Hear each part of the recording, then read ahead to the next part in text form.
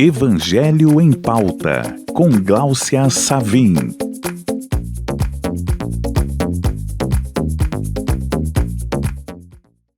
Olá, amigos da TV Mundo Maior, muito bem-vindos no nosso Evangelho em Pauta.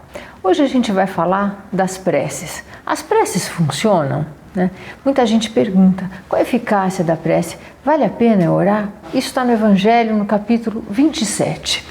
Então muita gente reclama, puxa, eu oro, não resolve nada, outro ora, resolve, Deus me ouve, Deus me atende, Os antigos, acho que a gente já falou um pouquinho sobre isso aqui, eles tinham umas fórmulas para as preces. Eles acreditavam que determinadas preces, se oradas daquele jeitinho que estava ali registrado, elas tinham efeito e outras não. Porque eles tinham uma concepção de Deus como alguém muito caprichoso. Aqueles deuses antigos eram caprichosos mesmo. Mas Deus, que é Pai, não precisa de fórmula. E Jesus nos ensinou a orar sem fórmula nenhuma. Ele só nos ensinou o Pai Nosso. Mas Ele disse para a gente se recolher num lugar à parte, para a gente orar, entrar em sintonia com Deus. E aí, às vezes, a gente ora e sente que a nossa oração foi contemplada. E às vezes a gente acha que não foi bem atendido. Por que isso acontece? Como é que funciona esse nosso relacionamento com Deus? Em primeiro lugar, a gente tem que lembrar que Deus não é nosso empregado. E que a oração não é uma fórmula de delivery, que a gente vai lá, faz umas escolhas num cardápio e recebe em casa com o entregador. Não é assim que funciona. E quando a gente ora, a gente tem que lembrar que a gente precisa de tempo para Deus. Deus é teu plano A ou você só lembra de Deus quando a coisa aperta? Então essa é a primeira coisa, a gente vai estreitando o nosso relacionamento com Deus. E quando eu falo estreitar o relacionamento com Deus, o que Joana nos explica, Joana de Ângeles? Que a gente tem que buscar uma sintonia com a mente de Deus. Não é Deus que vem buscar sintonia conosco, mas a gente que busca sintonia com Ele.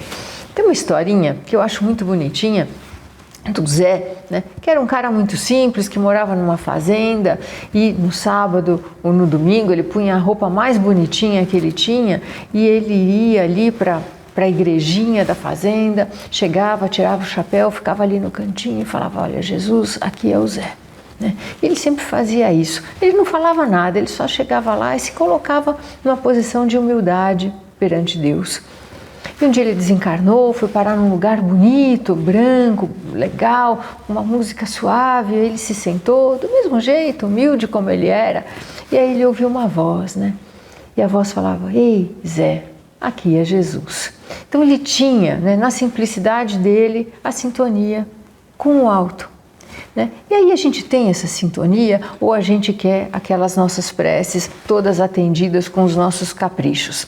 No Evangelho, no item 8 desse capítulo 27, ele fala exatamente de um tema, de um cara perdido e que estava num deserto e ele precisava escolher um caminho e ele escolheu um caminho.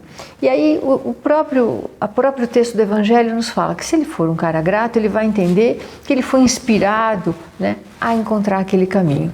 Se ele for um cara ingrato, ele vai falar, nossa, que ideia boa que eu tive de pegar aquele caminho e não o outro. E assim muitas vezes é com a gente também.